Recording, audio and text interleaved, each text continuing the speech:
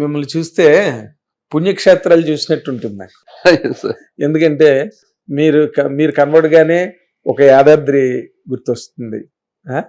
మీ దగ్గరకు వస్తే అన్ని దేవాలయ దేవుళ్ళ తాలూకు విగ్రహాలు అంతా ఒక అట్మాస్ఫియర్ అంతా గొప్ప, అంటే దైవ సంబంధితమైన వాతావరణం కనిపిస్తుంది తప్పితే ఇంకో రకమైన వాతావరణమే కనిపించదు. ప్రస్తుతం ఇప్పుడు ఇంకా దేవదేవుడు, అనంతకోటి బ్రహ్మాండ నాయకుడు, తిరుమల వెంకటేశ్వర స్వామి బోర్డు మెంబర్ మీరు.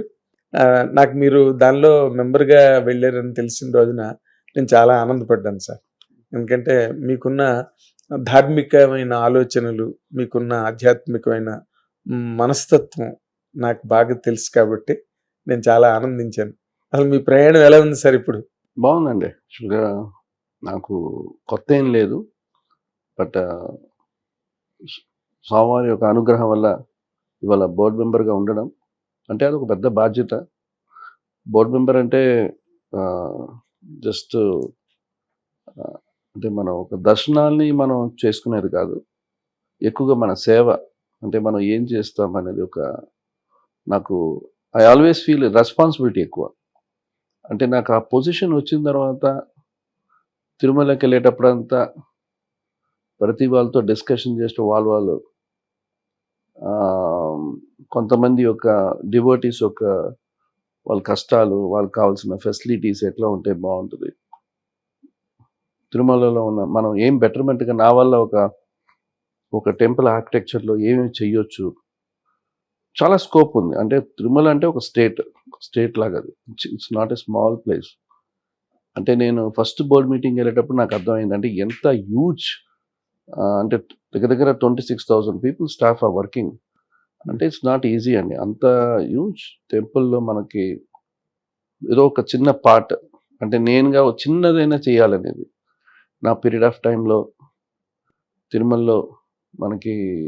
అంటే దీనికి ముందు నేను ఒక 3-4 ఇయర్స్ బ్యాక్ తిరుమలలో అడ్వైజర్గా కూడా చేశాను, బ్యూటిఫికేషన్ అడ్వైజర్గా అంజనాద్రి టెంపుల్కి డిజైన్ చేశాను అప్పుడు. సో నాకు అప్పటి నుంచి ఆ ప్రాజెక్ట్ తీసుకున్నప్పుడు కూడా నాకు ఏంటంటే తిరుమల ఏదో ఒకటి చెయ్యాలనేది. సో స్థల పురాణం ఉన్న ప్లేస్ మనం నా వల్ల అయింది ఏదైనా చేయొచ్చు అనేది ఆ ఇంటెన్షన్ అప్పుడు ఉండేది. బట్ దాని తర్వాత డిప్యూటీ సీఎం గారు పవన్ కళ్యాణ్ గారు ఆయన పర్సనల్గా నాతో మేము ఇద్దరు కలిసి మాట్లాడుకున్నప్పుడు ఆయన నువ్వు చేస్తే బాగుంటుంది బోర్డు మెంబర్గా, ఎందుకంటే you are very clean person in you are not connected to politics కాదు, ఏమి కాదు, అండ్ టెంపుల్స్ చేస్తున్నావు, యు డెడికేటెడ్ యువర్ టైం. అంటే నాకు కళ్యాణ్ గారు ఒక ఎంకరేజ్మెంట్ ఉండేది అప్పుడు టెంపుల్స్ చేసేటప్పుడు.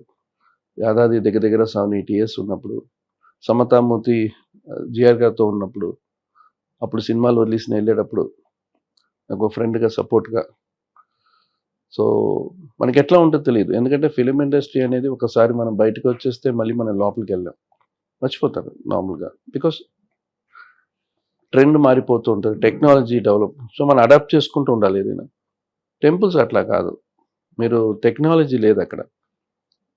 ఒక జనరేషన్కి వచ్చే ఆర్ట్, ఆ ప్రతి శిల్పకళ అంటే అప్పటి నుంచి ఉన్న ఆ ట్రెడిషన్ మనం ఫాలో అవ్వాలి, శాస్త్రాన్ని ఫాలో అవ్వాలి, తెలుసుకోవాలి. సినిమా లాగా సెటిల్ అయ్యాం, దానికి ఒక క్యాల్కులేషన్స్ ఉంటాయి. సో ఇవన్నీ నేర్చుకోవాలంటే దానికి ఒక టైమ్ ఆఫ్ పీరియడ్ నాకు కావాలి. బట్ నేను యాదాద్రికి రాకముందే దగ్గర 3.5 ఇయర్స్ స్వామివారితో ఉన్నాను. స్వామివారి వల్ల నేను నేర్చుకున్నాను, ఆయన పరిచయం చేసిన స్థపతులతో పనిచేశాను. ఎవరు? చిరంజీవి స్వామి గారు. సో రంగనాథ్ మహాపాత్ర అని ఒడిశాలో ఉన్న ఆయన స్థపతి గురువు ఆయన. ఓకే. ఆయన ఇందిరాగాంధీ గారి కూడా తీసుకున్నాడు ప్రెసిడెంట్ మెడల్ ఆయన. సో ఆయనతో నేను నేర్చుకోవడం, ఆయన ఒరిస్సా ఆయన.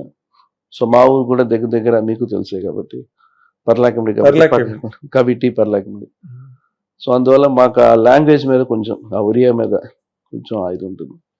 సో ఆ కనెక్షన్ ఆయనకు కూడా నేను పర్లాకిమిడి అని చెప్పిన తర్వాత ఆయన ఇంకా ఇంట్రెస్ట్ తీసుకొని నాకు నేర్పించడం. అంటే బేసిక్గా ఏంటంటే స్కిల్ అనేది మనం పుట్టేటప్పుడే ఇదని మనం అనుకొని చెయ్యం, దాని తర్వాత మనం దేవుడు ఫిక్స్ చేసి ఉంటారు మీరు ఇదనేది. సో మనం ఏదో అనుకొని వెళ్తాం, చిన్నప్పుడు చదువుకున్నప్పుడు ఎవరైనా అడిగితే డాక్టర్ అంటాం, ఇంజనీరింగ్ అంటాం, లేకపోతే బ్యాంక్ అంటాం. అదే అప్పుడు మనకు తెలిసిన విషయం. ఆర్ట్ అనేది there is no end. You can create anything. వీళ్ళే చేయాలని కాదు.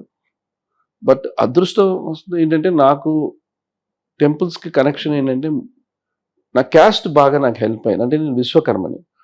సో ద విశ్వకర్మ వాళ్ళే టెంపుల్స్ డిజైన్ చేయాలి శాస్త్రంగా. సో నా క్యాస్ట్ నాకు బాగా హెల్ప్ అయింది. అంటే నన్ను ఎవరు మీరు ఎందుకు గుడి కట్టాలని అడగలేరు, ప్రశ్నించలేరు. బికాస్ మాకు అది నాకు బాగా ఉపయోగపడింది.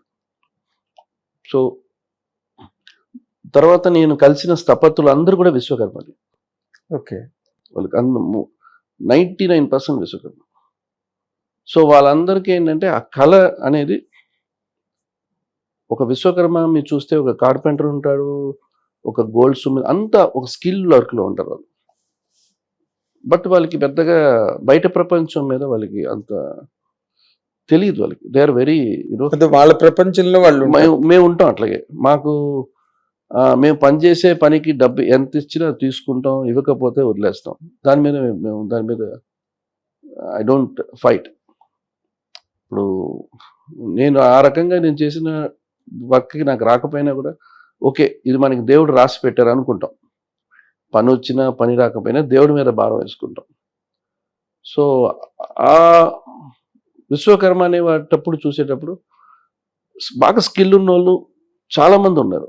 బట్ వాళ్ళకి కరెక్ట్ అయిన ప్లాట్ఫామ్ లేదు. సో అదొక నేను ఈ ఫీల్డ్కి వచ్చిన తర్వాత నాకు తెలిసింది, మనం ఇన్ని రోజులు సినిమాలు చేసి అదొక లైఫ్లో సెలబ్రిటీగా లైఫ్ ఉండేది. మనం ఎక్కడికి వెళ్ళినా అందరూ నోటీస్ చేస్తారు. అది ఎందుకు మనం ఎంజాయ్ చేస్తాం మనకి తెలియదు, అది టెంపరీ మనకి తెలియదు. సో నాకు అనిపించేది, అంటే ఇదంతా నాకు రాకముందు నా జర్నీలో అన్నీ నేను చూశాను. ఒక పొజిషన్కి వచ్చే ముందే, నాకు ఫిలింలో రాకముందే నాకు దేవుడు ఏదో ఒక గైడెన్స్ నాకు మ్యూజిక్ డైరెక్టర్ చక్రవర్తి గారి త్రూగా నాకు తెలిసింది. అంటే మీకు ఆల్రెడీ చెప్పుంటాను, నేను ఫిలింలో రాకముందు మార్కెటింగ్లో ఉన్నప్పుడు చక్రవర్తి గారు మ్యూజిక్ డైరెక్టర్ ఇంటికి రోజు వెళ్ళేవాడిని. అంటే క్రెడిట్ కార్డ్ అమ్ముదాం అని. క్రెడిట్ కార్డ్ ఆయన టైమే ఇచ్చేవారు కాదు ఎప్పుడు. బట్ ఒకరోజు ఆయన నన్ను చూస్తున్నాను, మేడపై నుంచి వస్తున్నాను వెళ్తున్నాను. ఒకరోజు ఆయన నన్ను పిలిచి సరే ఈసారి చేస్తాను, రోజు తిరుగుతున్నాను ఇటు పక్క. బట్ మా ఫాదర్ పేరు మీకు తెలుసు, చలం గారు. చాలా గొప్ప సినిమాలు, దగ్గర 700 సినిమాలు చేశాను. గోవిందా గోవిందా అన్ని చేశాను నాన్నగారు. సో నాన్నగారు పేరు చెప్తేనే వాళ్ళు ఇమ్మీడియట్గా మన క్రెడిట్ కార్డు తీసుకుంటారండి. బట్ నాకు నాన్నగారి పేరు వాడాలని నాకు ఇష్టం కూడా లేదు. సో మనంగా స్వయంగా చేయాలనేది.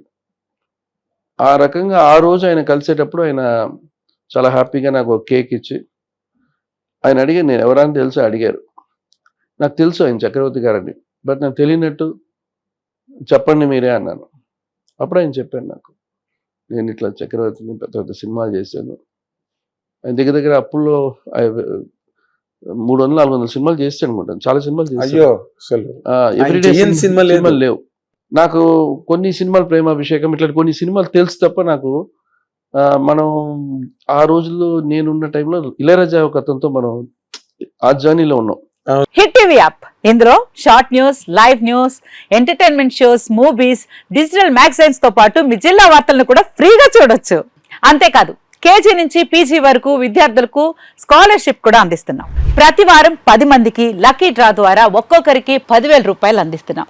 ఇంకెందుకు ఆలస్యం, వెంటనే హిట్ టీవీ యాప్ ని డౌన్లోడ్ చేసుకుని ఫ్రీగా ఎంటర్టైన్మెంట్ పొందండి. Hit TV app. Hit TV app. Please download hit TV app. Hit TV app ని ఫ్రీగా డౌన్లోడ్ చేసుకొని ఎంజాయ్ చేయండి. మీకు నచ్చిన ఎంటర్టైన్మెంట్ కోసం హిట్ టీవీ యాప్ ని ఫ్రీగా డౌన్లోడ్ చేసుకొని ఎంజాయ్ చేయండి. హిట్ టీవీ యాప్ ని డౌన్లోడ్ చేసుకుని ఆస్వాదించండి, ఆశీర్వదించండి. ఇంతమంది సెలబ్రిటీలు హిట్ టీవీ యాప్ ని డౌన్లోడ్ చేసుకోండి అని చెప్తున్నారంటే ఎంత మంచి యాప్ ఆలోచించండి.